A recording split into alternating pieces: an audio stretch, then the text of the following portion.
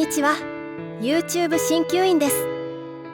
このチャンネルでは東洋医学や鍼灸についての情報をお伝えしています。ぜひチャンネル登録をよろしくお願いいたします。以前、食べ物には気形といって生薬や食材がどの臓器に作用するかを示すものがあるとお伝えしました。今回は気形が神経と小腸系の食べ物とその食材を使った簡単レシピをご紹介します。神経に良い食べ物。小麦、おから、緑豆、小豆、かぶ、れんこん、にがうり、ゆりね、りんご、すいか、柿、緑茶、唐辛子、酒。小腸系に良い食べ物。小豆、冬瓜、塩。それでは気形が神経と小腸系の食材を使った簡単レシピをご紹介していきます。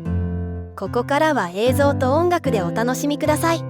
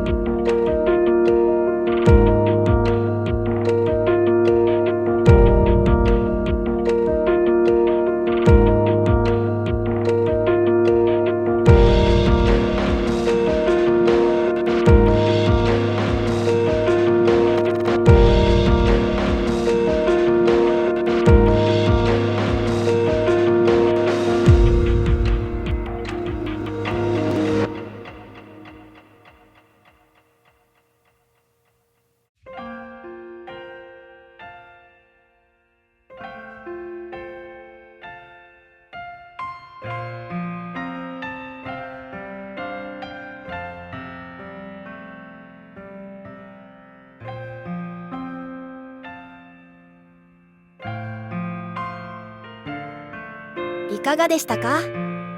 今回おはぎは初めて作ったのですが、とても美味しくできました。出来たてよりも冷たくなってから食べるおはぎが美味しかったです。ぜひ作ってみてください。今後も簡単レシピをご紹介していきます。次回は膀胱系についてお伝えしていきます。